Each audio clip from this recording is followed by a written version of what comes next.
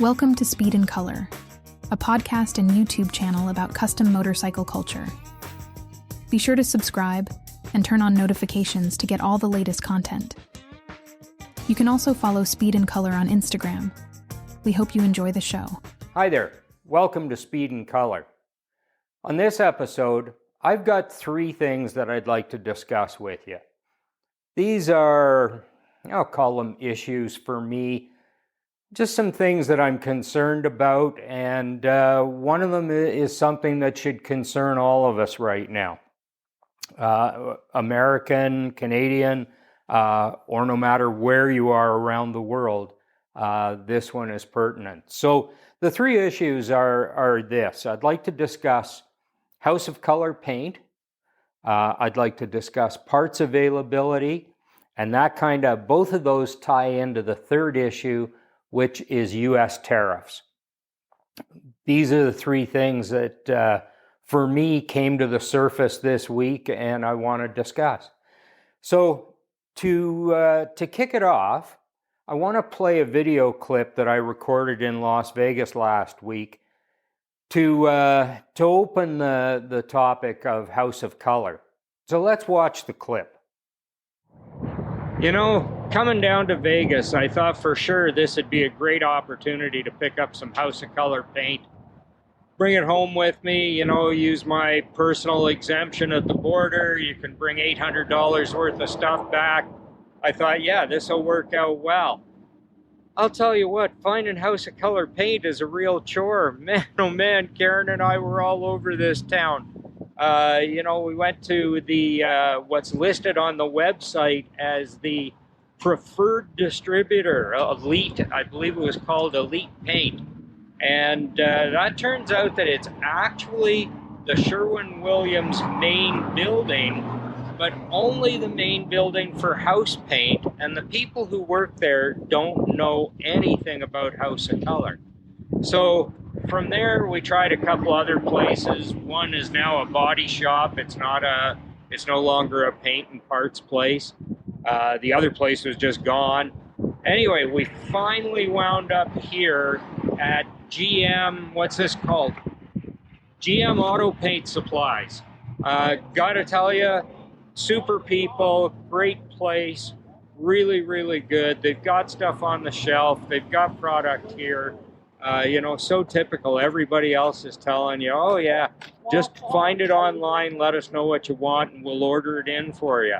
Well, if I'm going to find it online, why don't I just order it myself? Like, what? Anyway, doesn't matter.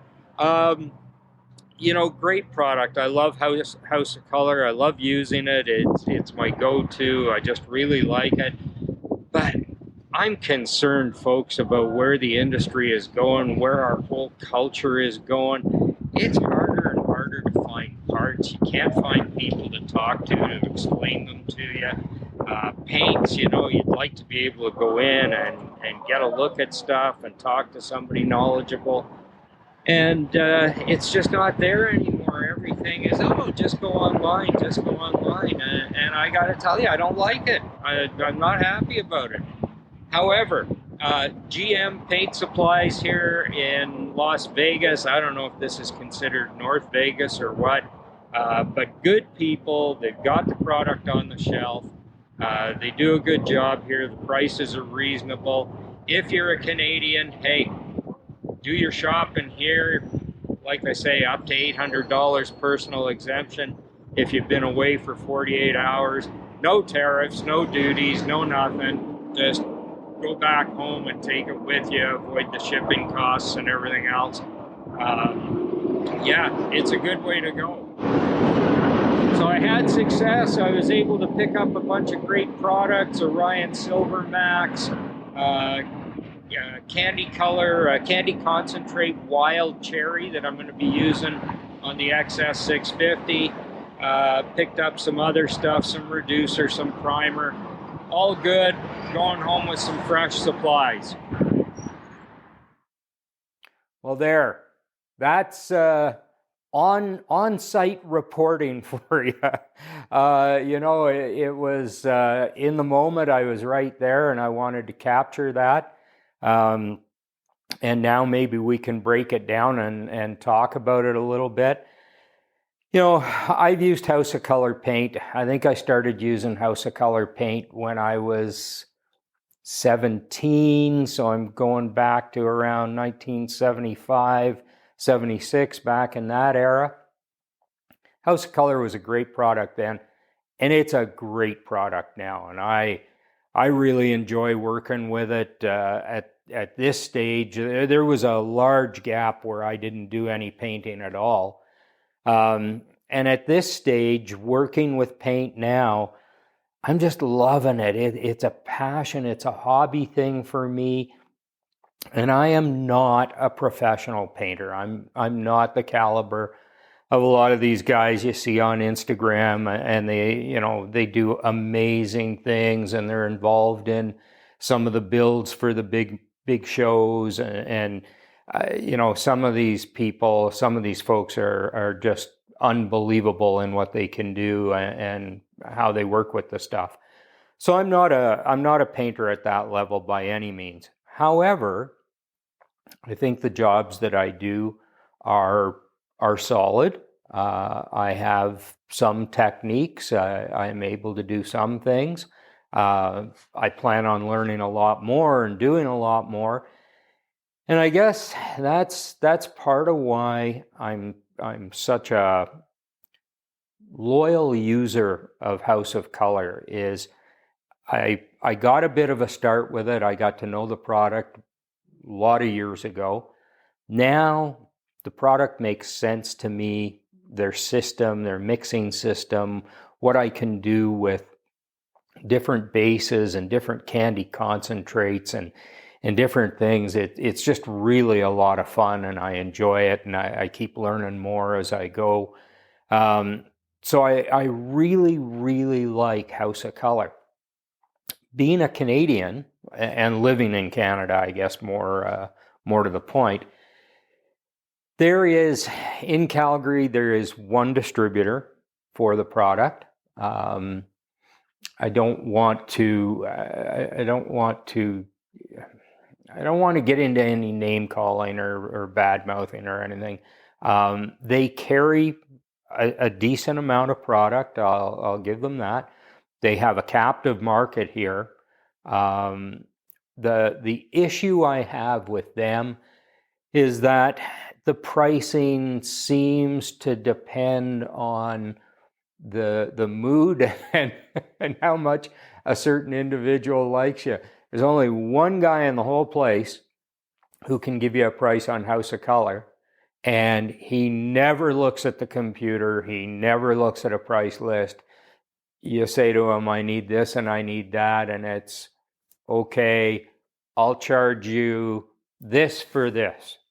And, I don't know. I just found out in Las Vegas, I've probably been paying way too much for certain things.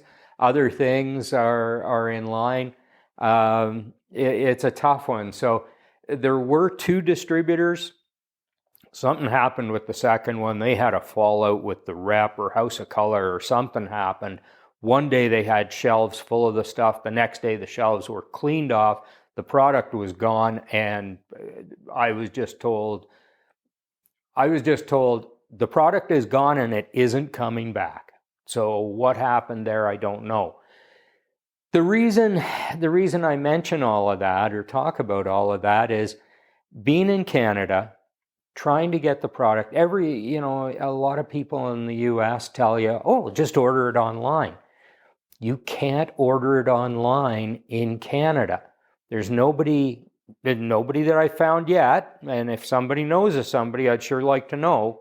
But as far as I know, there's nobody selling online in Canada, and I can't order it from a US company because it's classed as dangerous goods for transportation coming into Canada, which means FedEx, UPS, Purolator, DHL, none of those guys will touch it. Like, they won't touch it. So you can't get it shipped, and even if you found somebody who would ship it, you're kind of limited as to what time of the year. You don't want the stuff on a truck that's going to freeze. It's solvent based. I guess it shouldn't freeze, but there's certainly things, if it got cold enough, I'm sure it could affect some of the products. So it's really a difficult situation here. And as I say, the distributor we have, I've tried to be loyal, and I will still buy products there because I can't run to the US every time I need a product. But it's kind of sketchy. So while we're in Vegas, I figured, hey, this is a great opportunity to pick up some House of Kolor. If you're a Canadian and you don't know, if you've been across the border for more than 48 hours, you have an $800 personal exemption, which means no duties, no taxes. And I'm hoping, and I don't know this for sure because I haven't been able to find it anywhere, but also no tariffs. So $800, you can bring back $800 worth of American product with no extra charges. That's really cool. That's a good thing. A lot of people go shopping, go do whatever. For me, I either bring back parts or I bring back paint.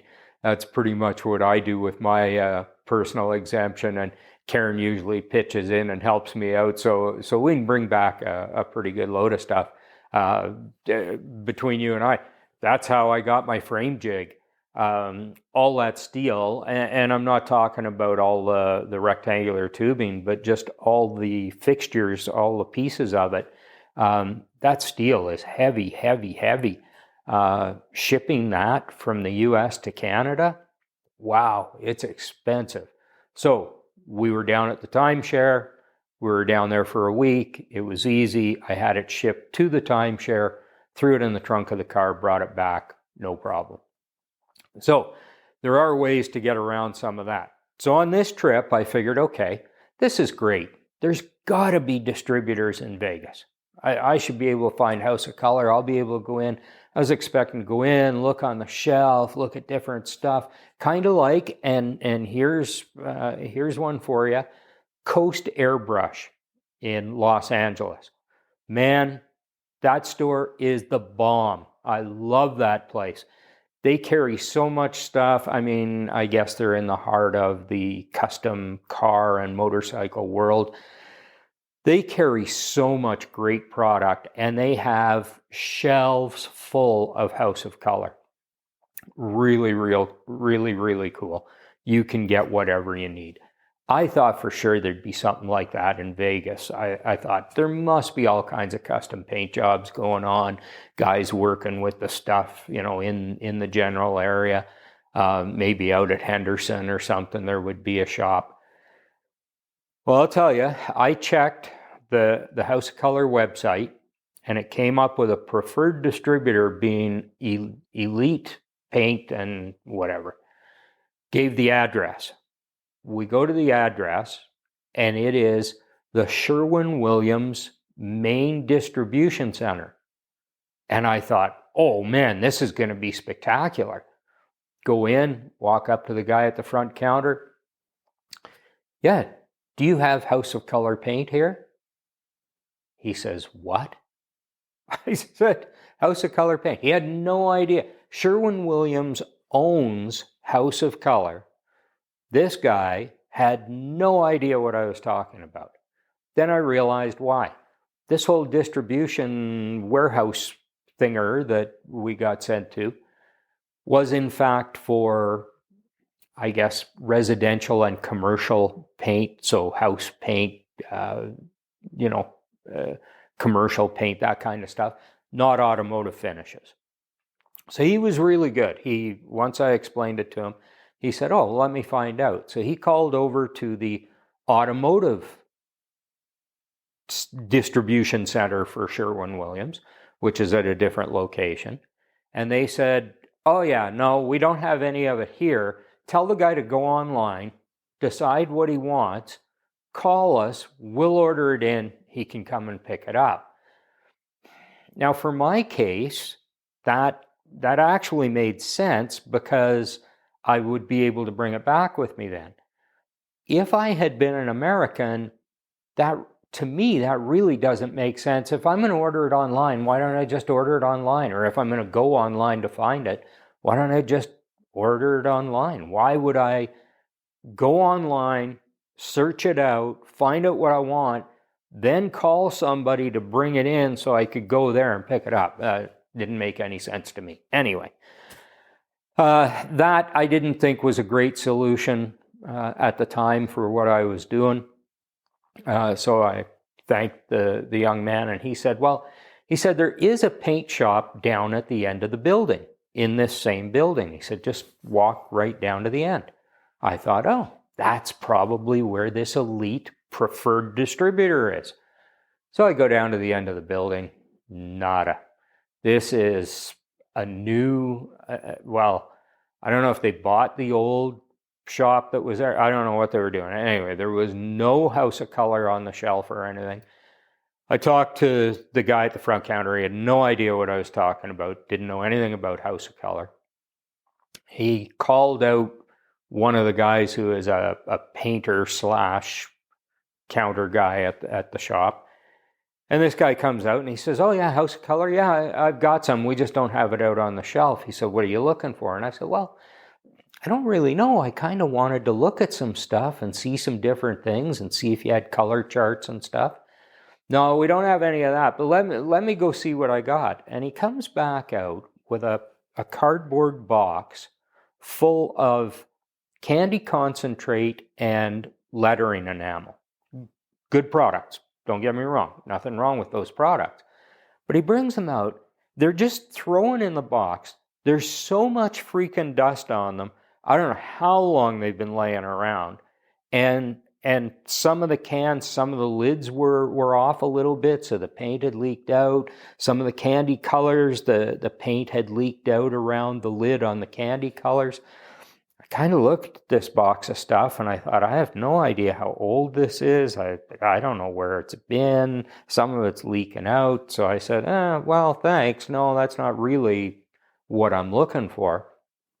And he said, oh, well, check back with us because we are going to carry it. We're going to have it on the shelf. I just have to get this stuff cleaned up and put it up on the shelf. I said, yeah, we're not in town that long. That's okay. I appreciate the effort. So we left there. We had looked up a couple other places, drove to the first address, and these were all on the House of Kolor distributor locator page on their website. So I thought, okay, great, we'll go check this other place. Well, we went there, no business there, like closed, gone, empty building. Okay. That's not going to work. So we look at the next place. It seems to be reasonable. Jump in the car, drive over there. Well, it's now a body shop. It's not a parts and paint supply place anymore. And they have never heard of House of Kolor. Don't know anything about it. Okay, no problem.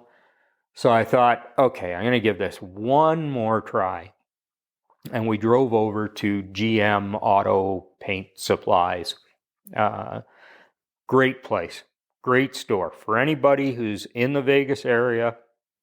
If you're a Canadian like me, you're going down there, you want to go pick something up, let me save you a whole bunch of trouble. If you're an American, you're in Vegas, whatever. If you live in the Vegas area and you're looking for a House of Kolor, boom, GM Auto Paint Supplies. That is the only place to go.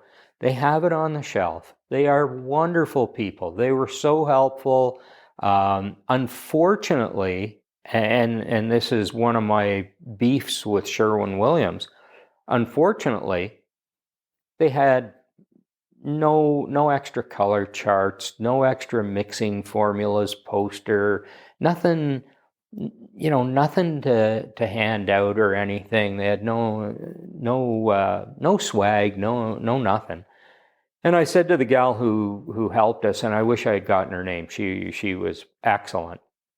I said to her, you would think that maybe understanding who's using custom paint these days, they're pretty passionate people. I think a lot of people who are spraying House of Kolor and some of these custom jobs, we don't work in shops. we're independents. We're off doing our own thing, renting a booth, spraying in our own garages, doing whatever, and doing some beautiful work with the product.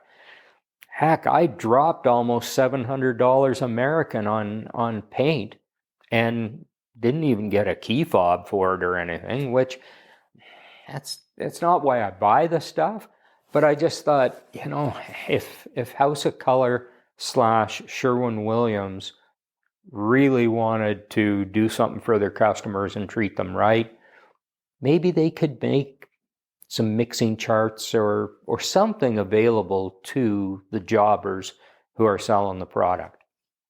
Anyway, I got what I needed. I made it home with it, no problem. Came through customs, no issue there. And I'm happy to have it. And like I say, I found a new friend at GM Auto Paint. Next time we're down to the timeshare, I'm going to have a list of what I need, and I'll bring back more stuff. And as you can tell, I'm loyal to House of Kolor. I got stuff on the shelf here.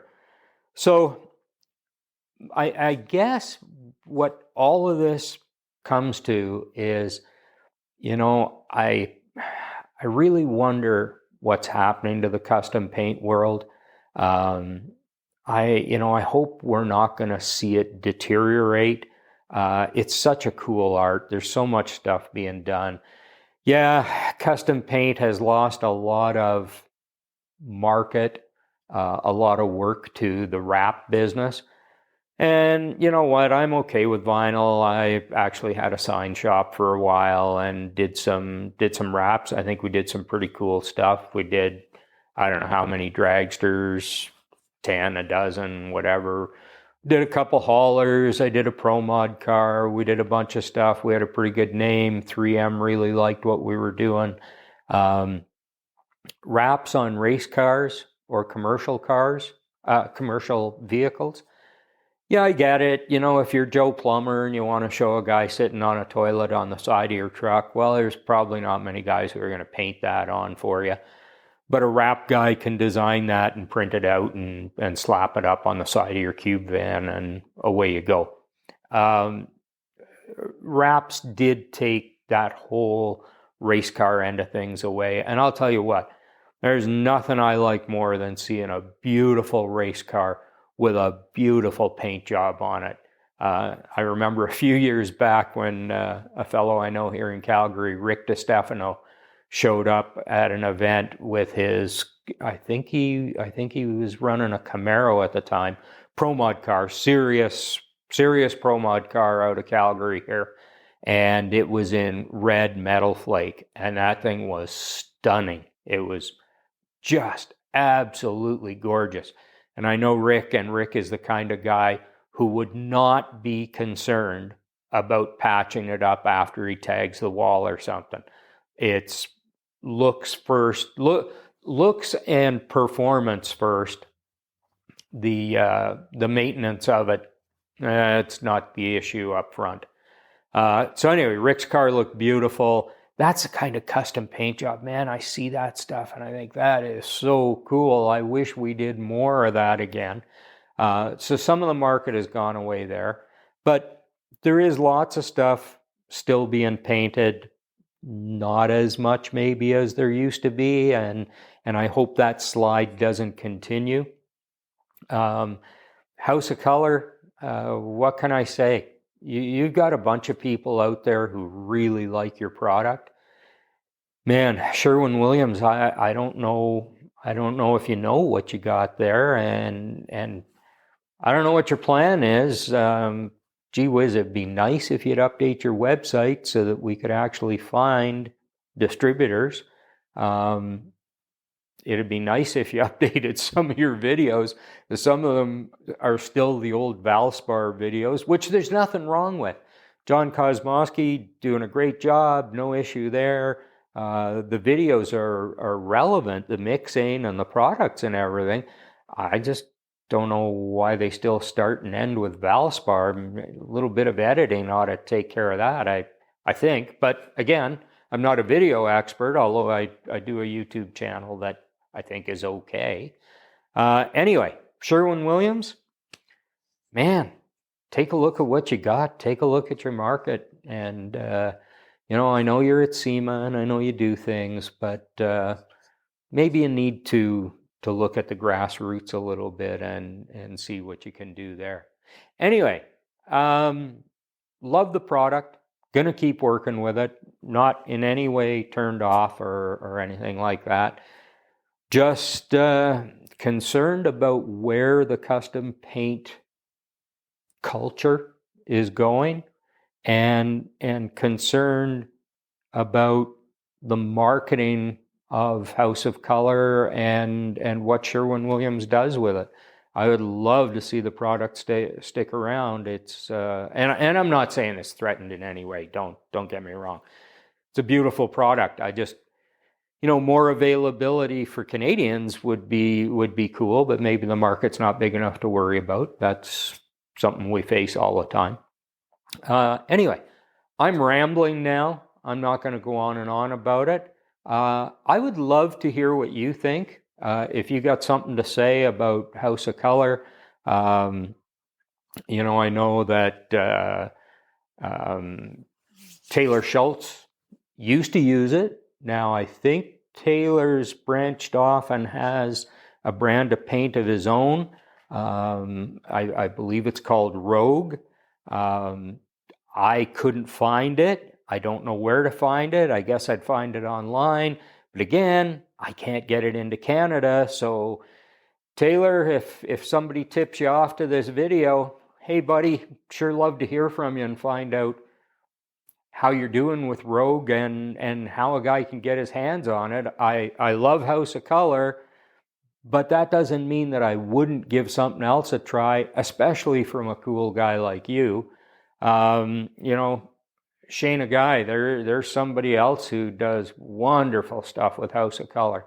Those are the painters who are really setting the standard and showing us what to do. So anyway, love the product.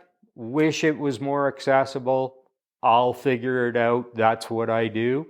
Would love to hear from you about, any issues getting the product, especially if you're in, Australia, Germany, do you use House of Kolor? What do you guys use? What's the deal there? I would like the feedback. So that is issue number 1. Stand by. I'm going to tackle parts here right away. All right. Let's talk about parts.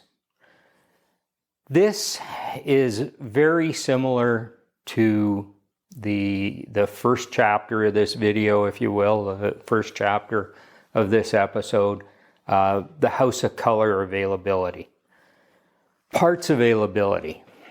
Again, I guess where this comes from is my age and what I know. And when I say what I know, I don't mean that I know shit about building choppers or bikes or anything like that. That's not what I'm talking about. What I'm talking about is I grew up, I remember as a teenager, once I started to get into cars and stuff, again, 17, 18, 19 years old, playing with stuff. And there were shops. There was Car Belt Speed and Custom in Ottawa. And out here, there was Pit Stop Performance. There's Unlimited Performance, who I believe is still in business. I think Andy's still running the business. JB's Automotive. But the problem with the guys who are still in business is, I remember going in and looking at real race car parts. And Pit Stop Performance,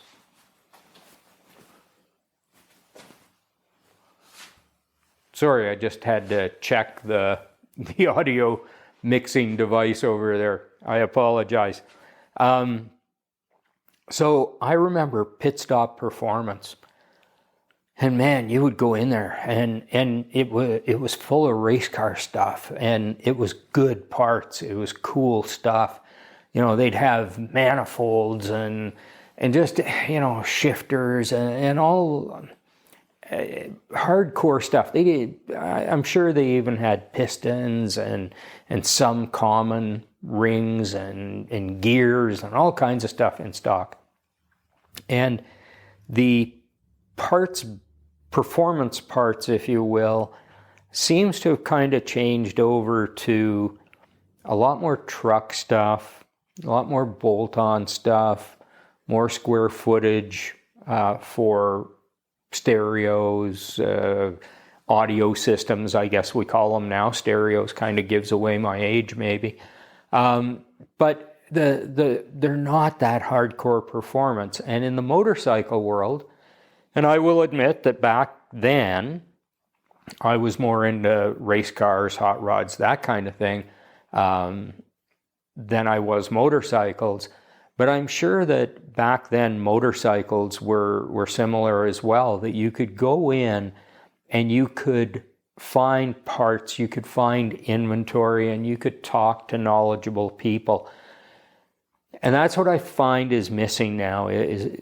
There just aren't shops. There's lots of shops that carry helmets and boots and jackets and whatever, but they don't carry the serious stuff, what I consider the serious stuff for building and for doing this stuff.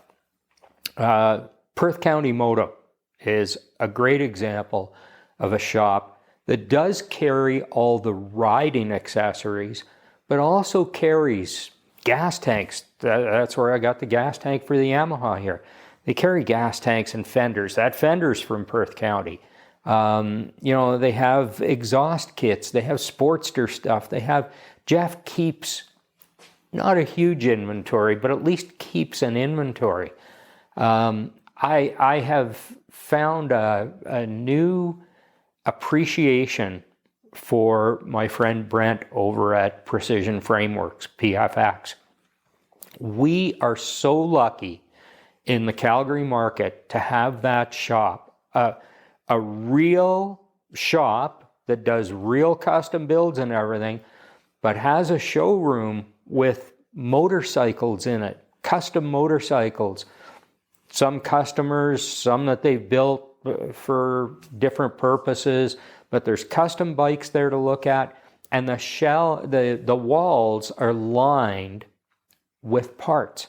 They carry parts there, and Brent will get you parts in a hurry. Again, the inventory's not huge. It's pretty good. It's better than anybody else I know of. But it's not as deep as maybe it could be. But of course, this whole online thing has taken so much away from these guys, and it's tougher and tougher because you can go online and order it, and because there's not a retail store and those expenses, and there's not that knowledgeable guy to tell you about different parts and how to use them and what works and this and that. And I'm not saying that the online places don't have some knowledgeable people, but they're just not as accessible, I find. It just seems like a much more abbreviated conversation, using a chat bot, using email. You get very quick answers, and you don't get that same interaction. I remember Pit Stop Performance down on 16th Ave. There was a guy who worked there for Bob Reynolds. And that guy, I actually saw him at Bob's memorial. I didn't get to talk to him. But that guy was so knowledgeable.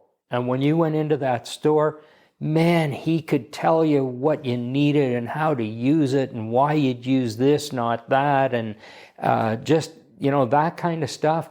You don't get that experience online. Now, if you're 25 years old, you have no idea what the hell I'm talking about because you've never experienced it, or probably not. For me, though, I miss those stores and being able to go in and learn more and find out and walk out with the right product for what I'm doing. So that concerns me in this way. Again, it's about the culture. It's about where this kind of stuff is going. How many young people are getting the information they need online, are getting inspired? Who gets inspired about a color from House of Kolor online? What you see on your computer screen isn't going to be the same as what you spray out of the gun. It's not going to look anything the same at all. Well, okay, it'll look similar, sort of, but you're not going to get tone. You're not going to appreciate the flake or, Orion Supermax or anything like that. And the same goes for parts. Yeah, you can see something online and you think, oh, okay, that looks pretty cool. And then you get it and it's not going to do the job at all. It doesn't measure out the way you thought it would. It doesn't do what you thought it would. It doesn't move the way you thought it would. So the online thing is, I don't know, I kind of look at it as quick and dirty. Yeah, I can order this, boop, get it in 3 days and away I go. And if I know what I'm ordering, it works. Just got an order from Lowbrow the other day. I got bungs and washers and some odds and sods. Yeah, okay, I know what I'm getting. Master cylinder, rear brakes master cylinder for a Sportster, chrome one. Yeah, I know what I'm getting. Good. But other stuff, some parts I had to order for the Springer, man, I was in unknown territory there trying to figure it out. And what I got worked out, but man, it would have been nice to have gone into a shop and actually seen it on the wall or, some kind of display and picked up the parts that way.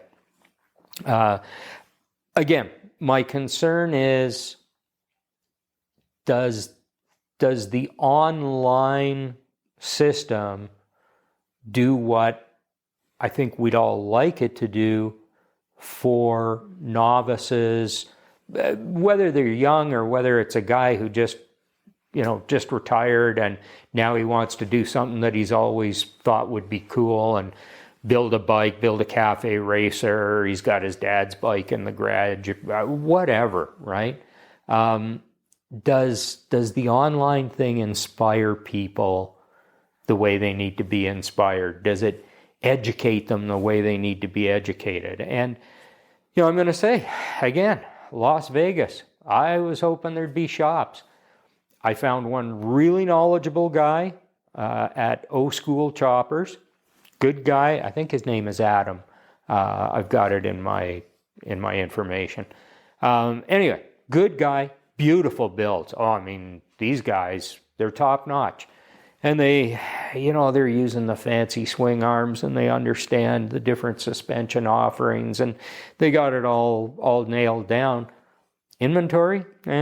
Not really. There's not a whole bunch there. Yeah, they can order it for you and whatever. And at least they can show you project bikes to give you an idea of what you can do. But again, for me, because I grew up with it, I miss those shops with parts on the shelf, with inventory, and with those knowledgeable counter guys who could really, or gals, it doesn't have to be a guy, people who can really explain things to you and show you how things work. There you go. That's another one of Bruce's issues. And again, I'd love to hear from you. If there's an exceptional shop in your area that has a lot of inventory that's really, really good, man, let me know. Maybe I can do a show and mention some names, or maybe I can do something, Instagram, whatever, and maybe one of these days I'll be able to afford a website and we'll put it on there. But for now, maybe I could get Patrick to put it on the Inside Motorcycles website. That's even better. That's cool. I could probably do that. Anyway, if you know of a shop, if there's somebody exceptional out there that you deal with, I would love to hear about it, and I'd love to make other people aware of it, because I think it can only help our industry, our community, our culture. I think it'd be great. Third item, tariffs. I'll be back. We're going to talk about this stuff. All right, let's talk about these ugly things called tariffs. So, first off, let me explain. I am not a customs broker. I am not any kind of professional. I'm not trained in customs, duties, taxes, that kind of stuff. Being in the industry, I know a little bit about what's going on. I've tried to digest it because, of course, it affects me personally with parts that I use for custom builds and stuff. So I wanted to understand tariffs, and I did a little bit of digging into it. I'm going to share with you what I know, but like I say, disclaimer, I don't know shit. So don't necessarily listen to me, but if what I say makes sense and helps you out a little bit. I know a lot of people have questions about this stuff, and some of them are very simple. If you haven't dealt with this kind of thing, you might be a little bit lost. People are wondering, everybody's antsy. The media is doing a great job of trying to get everybody's anxiety up, and really, I think a lot of things are being distorted and amplified, and yeah, it's just not a great situation. I think we all need to kind of calm down, understand it better, and then make some decisions, decide how we're going to work with it, look at options, that kind of stuff. And the more we share as a community, the more knowledge we share. Some of what I tell you may not be accurate, but if somebody out there knows what is accurate, then they can share that with us, and we'll get through this thing together. So, starting with the basics, what are tariffs? That's been a really popular question, and I think the common answer is now understood that tariffs are taxes. They are a specialized tax. So how does a tariff work? Let me give you an example. I put some stuff up on the board here. So I've got a border, and I've got Canada and the US. So if you, as a custom builder, let's say you're going to buy a sissy bar. You're an American. We're going to deal with how this affects Americans first. So you're an American. You're going to buy a sissy bar from a Canadian manufacturer. Okay, good enough. Let's say that sissy bar is $100. And I'm not going to get into the difference in the value of our dollars right now. I'll try to remember to explain it here in a minute. But right now, I just want to talk in very simple terms, try and make this understandable. So you're buying a sissy bar for $100. Well, what happens is when that gets to the border, and at this point, I'm assuming that the American system is going to work very similar to the Canadian system. At the border, you have customs officers, all of the transportation companies, everybody who's moving stuff across the border has customs brokers working for them, people who figure this stuff out. I don't know if you've ever, for sure Canadians would be familiar with this. You place an order with Lowbrow, it comes by FedEx. FedEx has in-house brokers. Those people sit down, they look at probably look at the bill of lading or the weigh bill, whatever they call it. They put that product into a category. They see if there's any duties on it. They charge you the tax, in our case, the GST. at 5%. So they charge you the duties and taxes, and the FedEx electronically sends you a notice. You've got duties and taxes to pay. It's this much for your package. It's going to be delivered Wednesday. To avoid delays and whatever, you can pay for it now. You pay for it online. On a couple $100. What was the last one I paid? I think I ordered $226, and duties and taxes, I owed FedEx $21, $24, something like that. So you pay that and it gets delivered. Going into the US, I imagine it's going to be the same thing.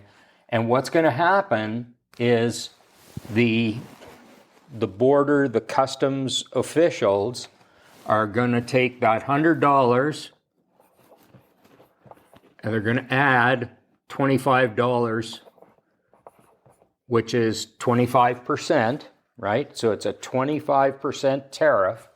They're going to add $25. That $25 goes to the U.S. government by way of their customs department. This $100 is what you paid for the sissy bar. What you pay in total is $125. Simple stuff. So everything you buy for building motorcycles, at the individual level, they're going to add 25% to. And that 25% goes to the government. That is what Mr. Trump is doing to, and I'm sorry, maybe I'm supposed to say President Trump. I don't want to offend anybody here. And I'm not going to call him Donald because I don't know him. He's not a buddy of mine or anything. But President Trump, his directive is charge 25% across the board, other than an exception for energy, which works in his favor. But anyway, 25% across the board. That is revenue for the U.S. government. Whether he's doing it to offset the deficit, whether he's doing it, I've heard all the stuff in the news, whether he's doing it as a way of generating revenue that offsets the tax breaks that he wants to give to rich guys like Elon, I don't know. I don't care. Bottom line is, if you're buying from a Canadian, you're going to pay that 25%. That is not paid by the person who is selling you the product, and it's certainly not paid by the country that that person lives in. We don't pay anything to U.S. customs. That doesn't happen. Now, I'm talking at a personal level, purchases you're making, but there's also commercial or larger purchases. So take, for example, beer cans have been a great example. Beer cans. They buy the aluminum from Canada. So they're buying big quantities. We're talking, hundreds of thousands, maybe millions of dollars. We're talking big transactions here. That tariff, and I believe it's still 25% on steel and aluminum, that tariff is paid by the beer can manufacturer who is bringing that aluminum into the U.S. So that's where the money gets big, is in those big commercial things.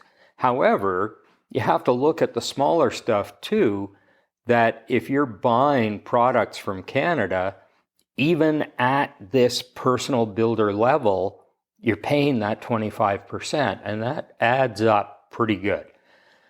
So that's what happens for Americans. Oh, excuse me. Yeah, I think I'm gonna leave that there for a minute, because now I want to explain what happens to Canadians.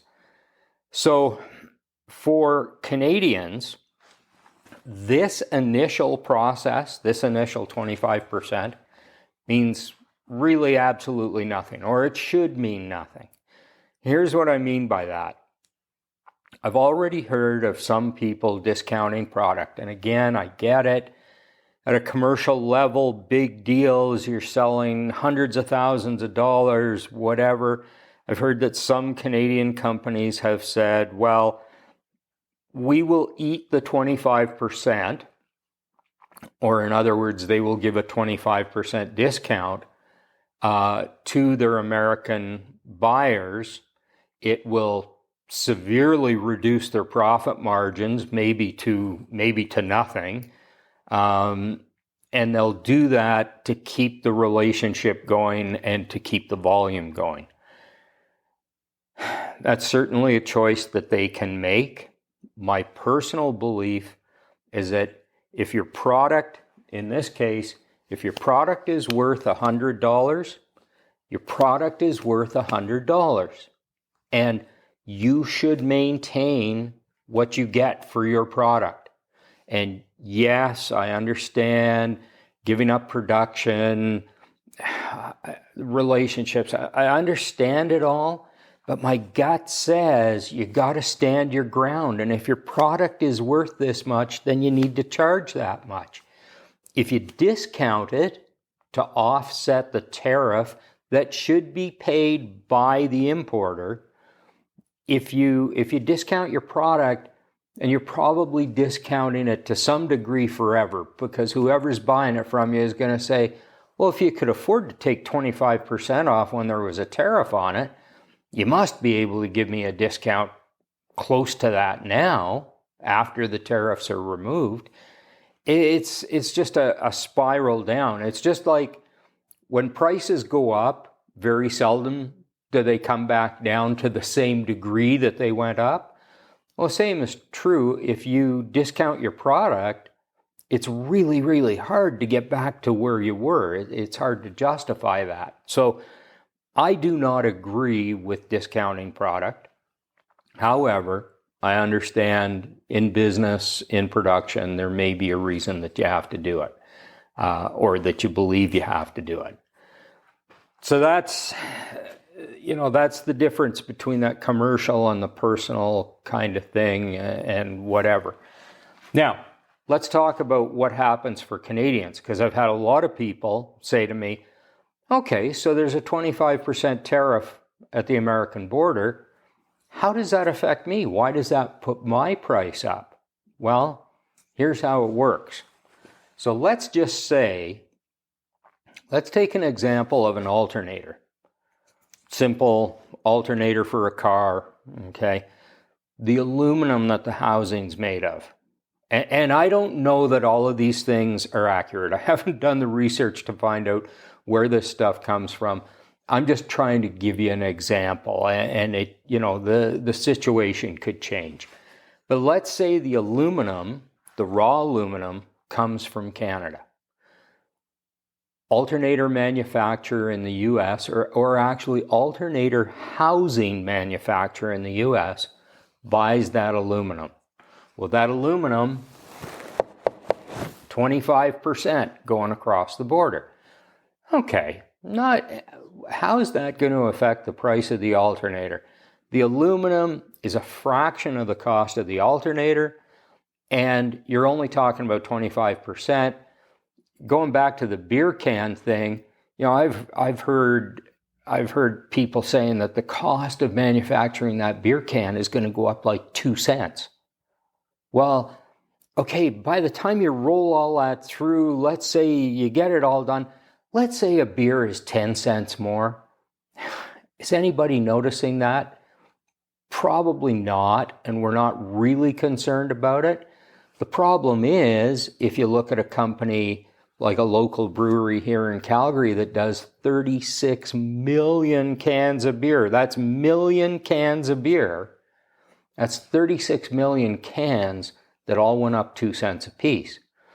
I'm not doing the math and embarrassing myself on this video, but it's a lot of money. I get it. That's where these numbers start to hurt, is when you look at the company level, at the production level. So that alternator, the aluminum goes across the border, 25%. Okay. So that housing manufacturer, the guy who casts that, whatever, they're going to increase their price a little bit. Now, that finished housing that is worth considerably more than the raw aluminum was, goes back across the border to Canada. Now, this is where a thing called retaliatory tariffs comes into play. And retaliatory tariffs are a way of saying, if you put a price on our product, if you put a tax on our product, we're going to put a tax on your product. It's, the common analogy is, if you hit me in the face, I'm going to hit you in the face back. I understand it. It's a visceral reaction. It's a human nature thing, fight or flight, whatever. I get it. I disagree with my government. I do not think this is the way to go. I think the way to go is to not react to the tariff put on by Mr. Trump, who, by the way, I think is absolutely wrong with his tariffs, and I'll explain that in a minute. But I think he's wrong, but regardless of what the American president is doing, I think it's wrong for Canada to retaliate. Retaliation, putting a tariff on in Canada, increases the price of goods for Canadians. So it's inflation.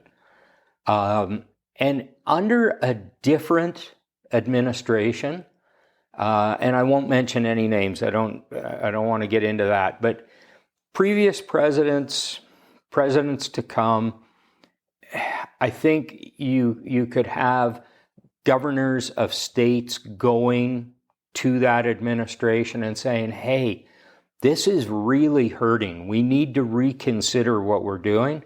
And those people would be listened to. In this case, I do not believe that President Trump is listening to anybody.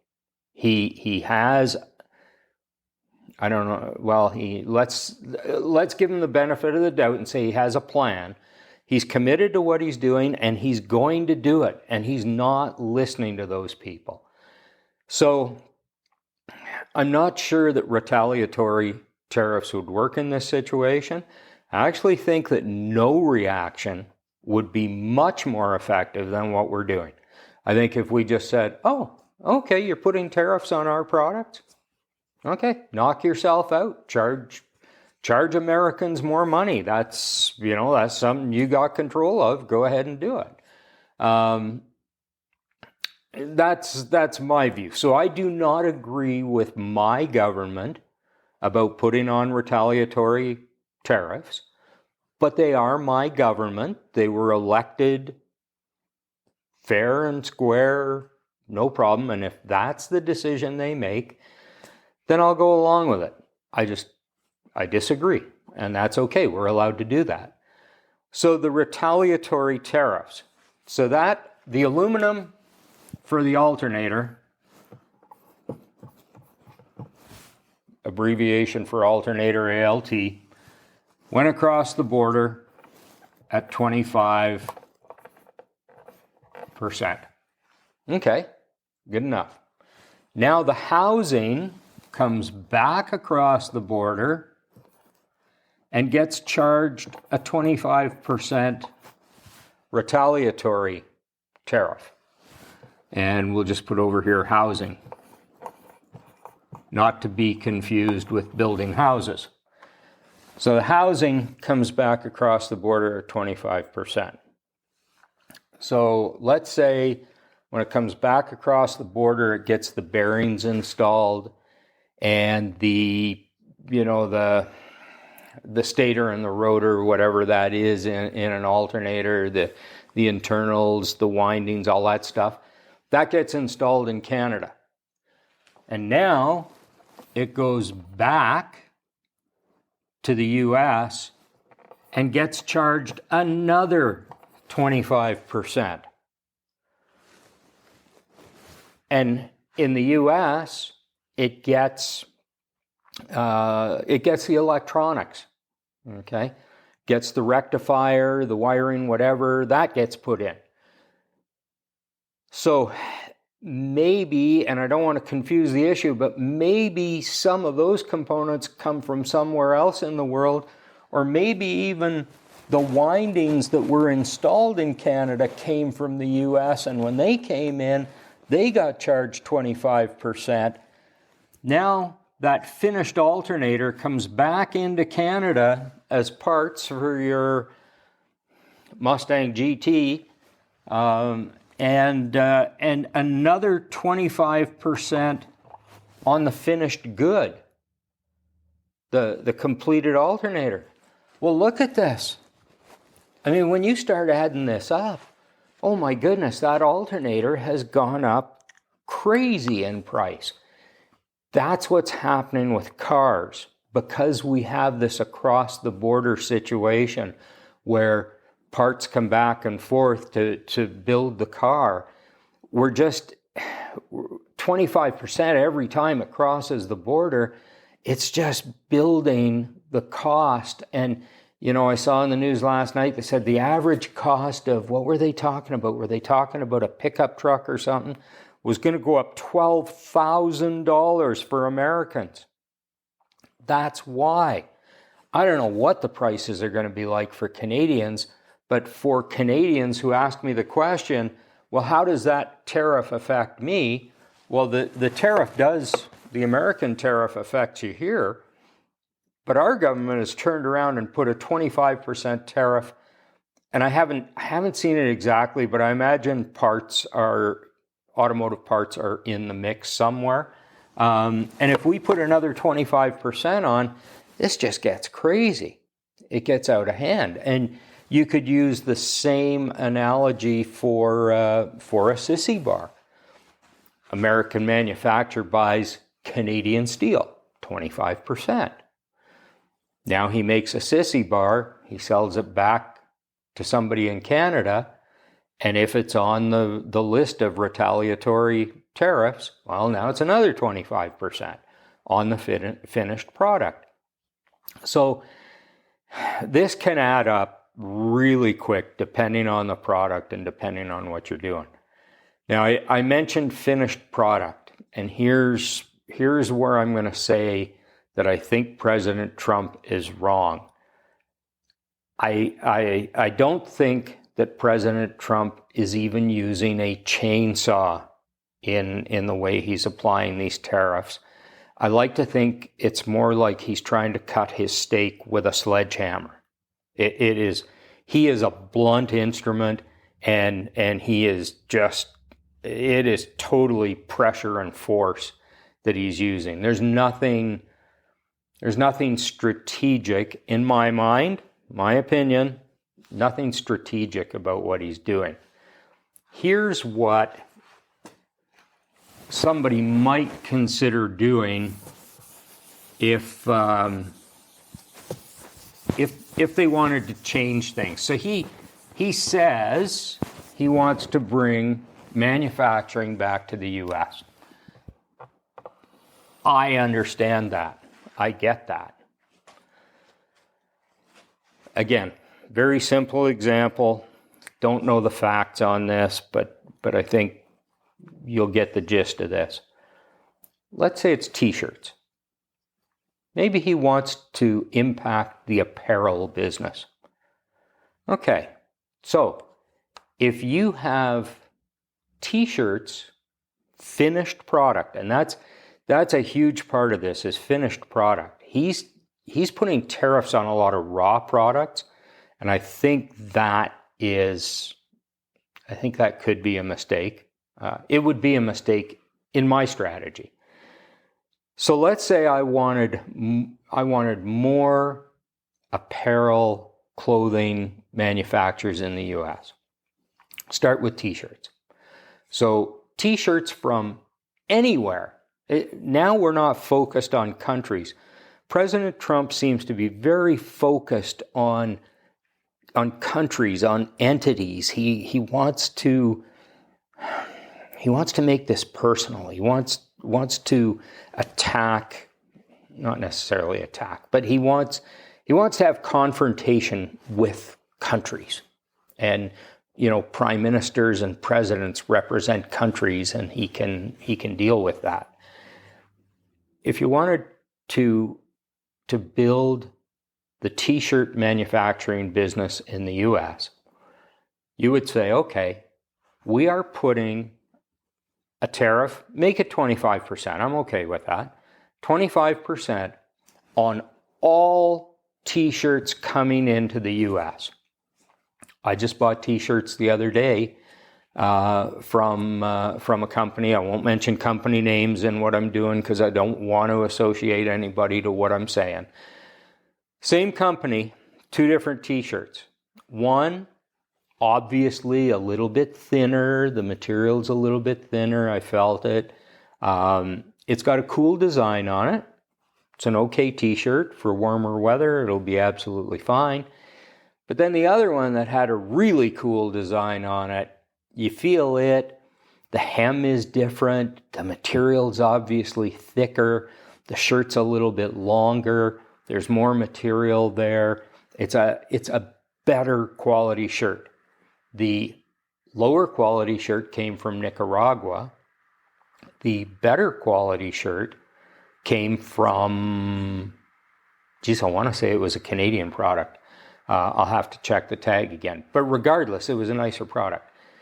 Bottom line is, if you're trying to improve your t-shirt business in the US, doesn't matter where the product comes from.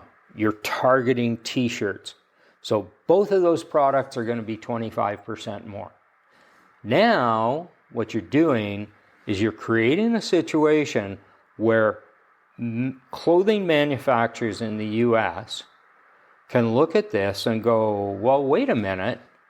If that shirt is that much money, I can compete with that and do a shirt right here in the USA.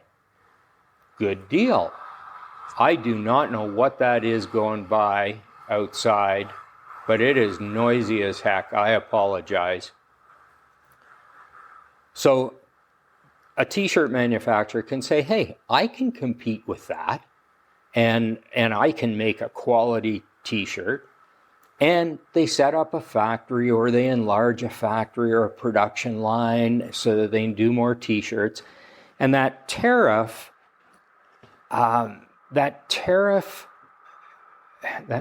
makes it so that Americans won't pay that price for that other product, but they like the price of the American-made product. Yeah, you only have to do that for a while until the American gets up into production. Everything is good. You've taken market share. You've got control of it. You've got good profit margin. Everything is good.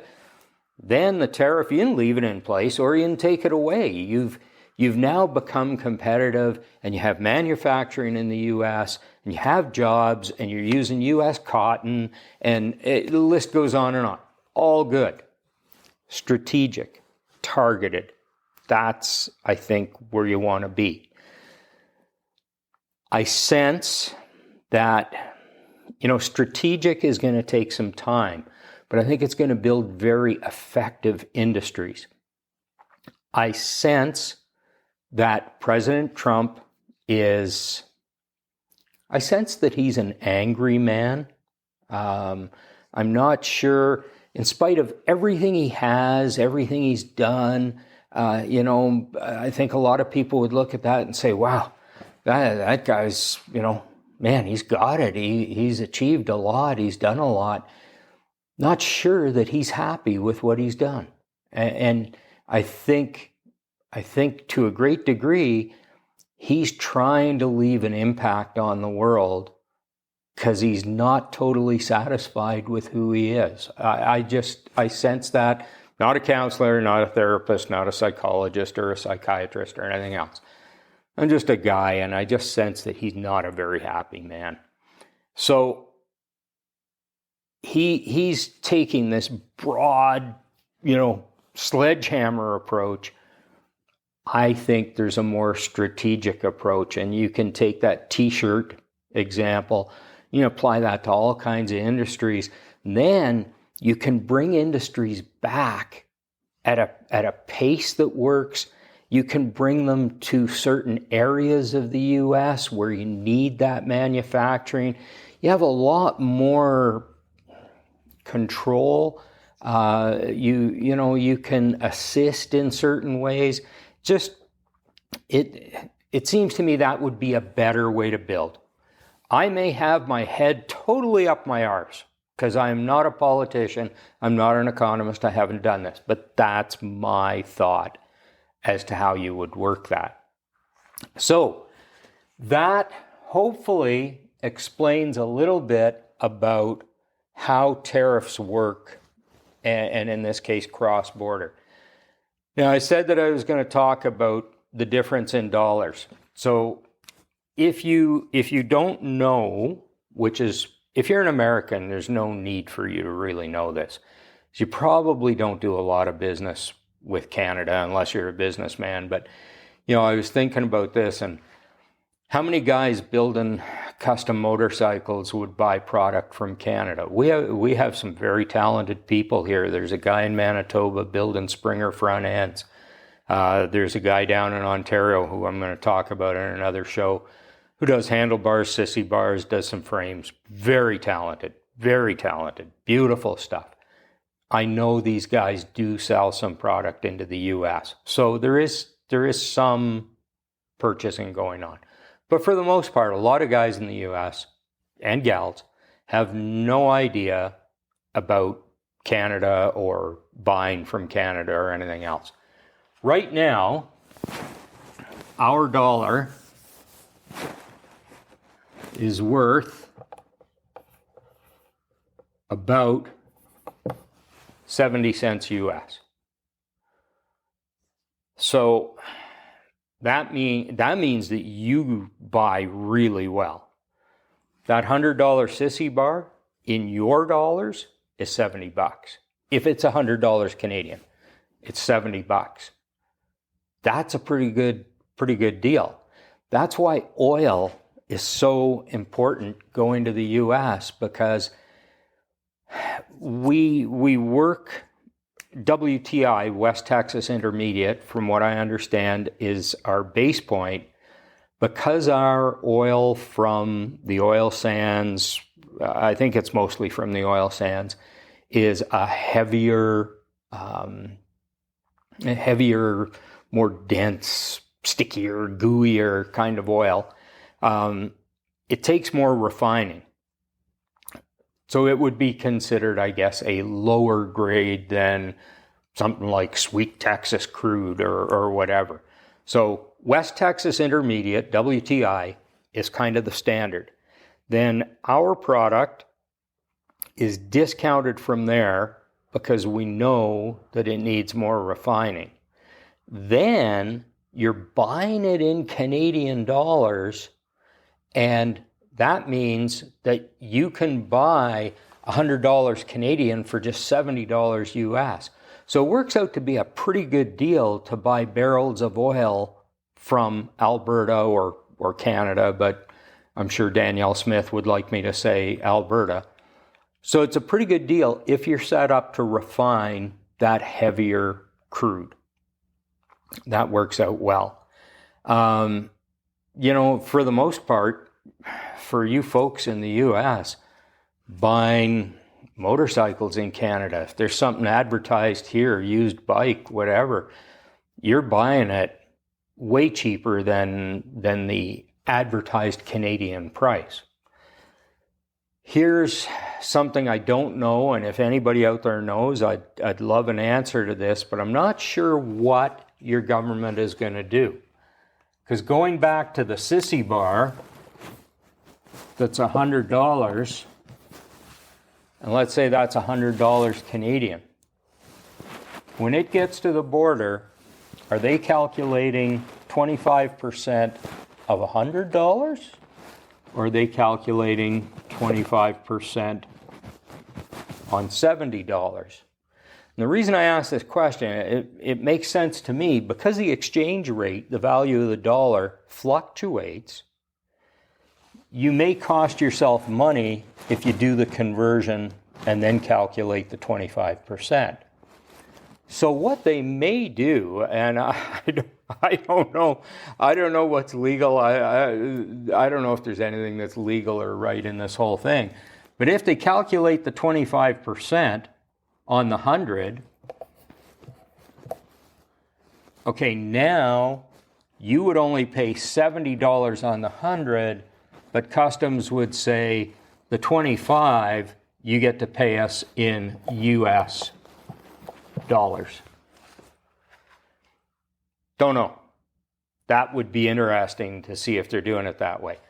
The totally fair way would be to use that day's exchange rate, calculate the exchange on this. If it's $71 that day, $71, take 25% of 71 and charge that to you. That would be the fairest way to do it. I'm just not sure that fair is in the equation with what we're doing right now.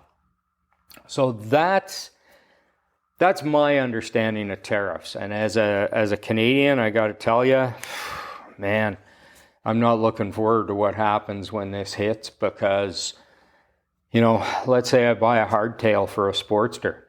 Well, if that steel came from Canada, that steel went to the U.S., 25% going to the U.S. company makes the product, then ships it back across the border, and I get to pay another 25%.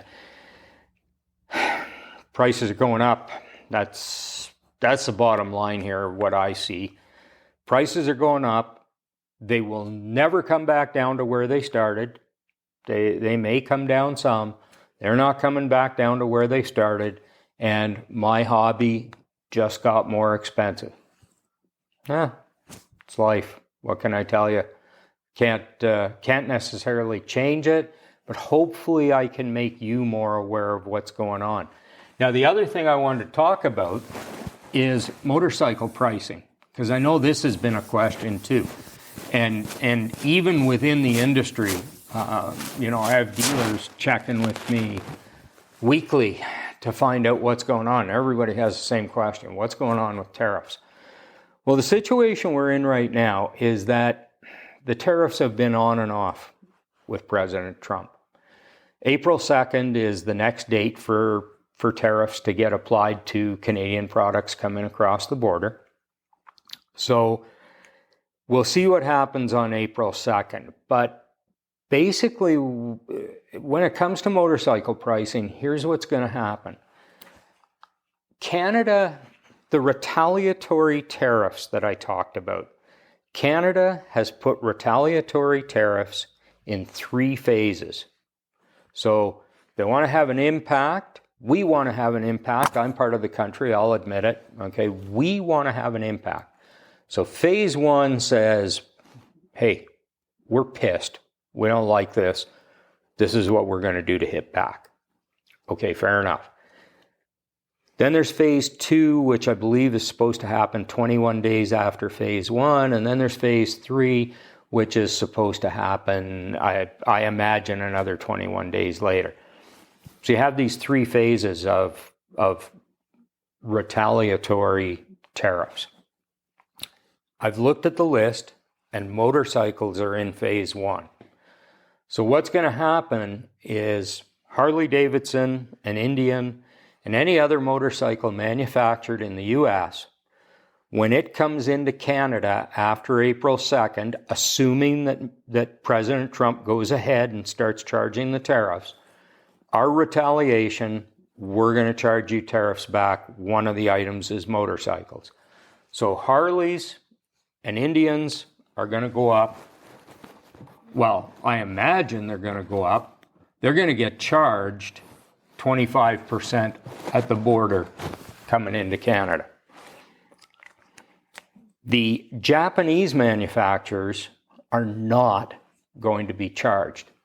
Reason is, if you look at, Yamaha, Honda, European brands, same thing. It's not just Japanese.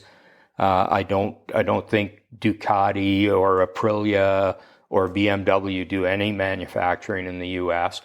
So all of those bikes, as long as they're coming into a Canadian port, and again, we get into a whole nother thing. I don't want to go down the rabbit hole of what happens shipping through the U.S. But as long as they're coming into a Canadian port, they've never gone to the U.S., they haven't touched the U.S., there's no American involvement there, then there is no tariff on those units. So they're coming into the country.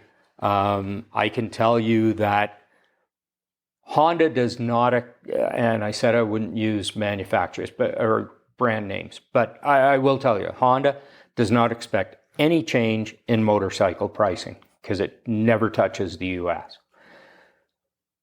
Harley and Indian, they're going to have a 25% tariff coming into Canada. That Americans may say, well, that's silly. You're just putting the price of Harleys up for yourself, which is unfortunate.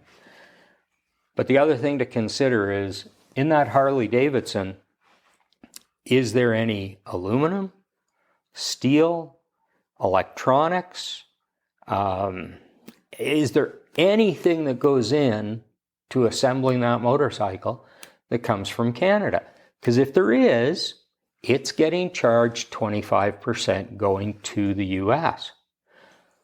So that's going to put the price of, if it's steel that's being purchased for the frames, now the cost of the raw material to go into your frame has gone up 25%. Again, getting back to what I was talking about with the t-shirts, this is where I disagree with Mr. Trump.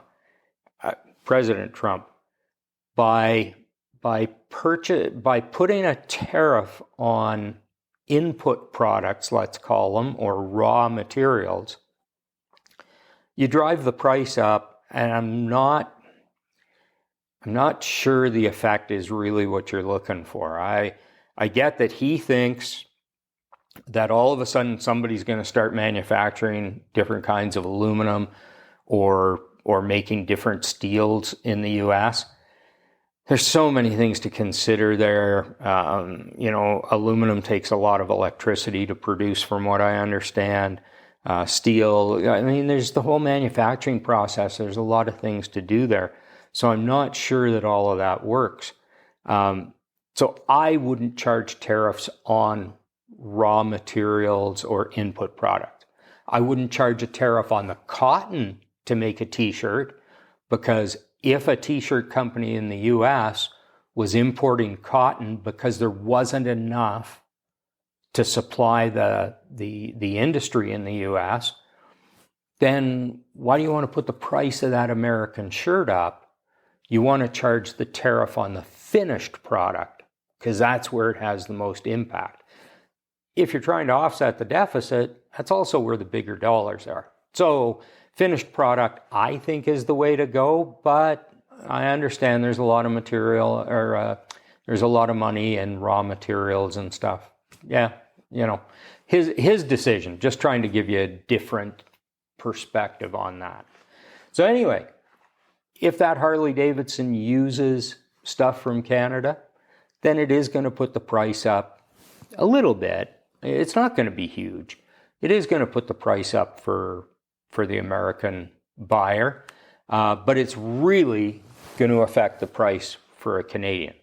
And this is very intentionally done by the Canadian government to send a message to that state that produces Harley Davidsons to say, you guys need to talk to your president because this is going to hurt. I don't know. How big is the Canadian market? Blah, blah, blah. We could go into all kinds of stuff there. So that's what's happening there. So as I understand it, Japanese and European motorcycles, Taiwan, wherever they're India, wherever they're manufactured outside of the US, and they come directly into Canada, those will not have a tariff, so they will not see a price change, or should not see a price change. Not for tariff reasons, anyway. That's what you can expect on motorcycles. I know this is a show about motorcycle culture and motorcycles, but just to give you an idea, ATVs and side-by-sides. Polaris, I believe Yamaha, and I know for sure Honda. ATVs and side-by-sides are all manufactured in the US. They are classed under recreational vehicles, which comes in phase 2 of Canada's retaliatory tariffs. So April 2nd, if all this goes into place, there will not be a tariff on ATVs and side-by-sides. But 21 days out,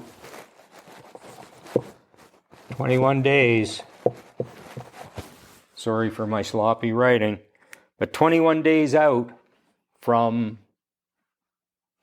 the start, I was going to use a different term that I shouldn't use, from the start, then ATVs and side-by-sides coming into Canada from Polaris, Yamaha, Honda, and anybody else who manufactures in the U.S., going to be a 25% tariff. You can only think that the price is going to go up. I can't see the manufacturers absorbing that kind of price increase.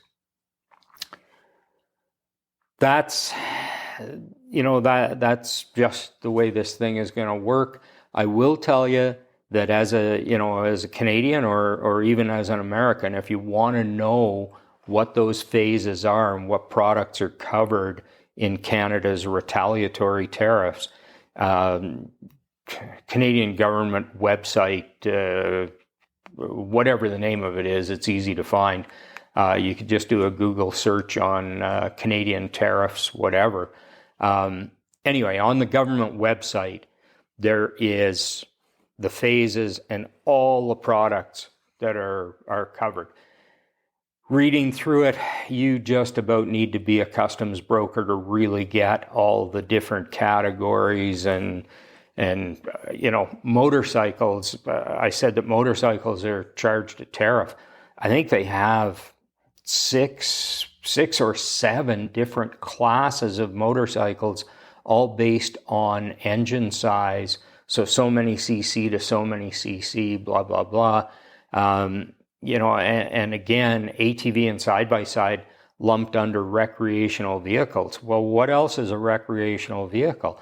You're talking trailers, motorhomes, is all of that stuff. And then, trailers, what kind of trailers? Where does that stop? What's considered a cargo trailer versus a recreational trailer? Oh, it just goes on and on. So this is going to be ugly for a while. It's going to be tough to deal with. I hope that my explanation helps at least a little bit to understand what we're up against.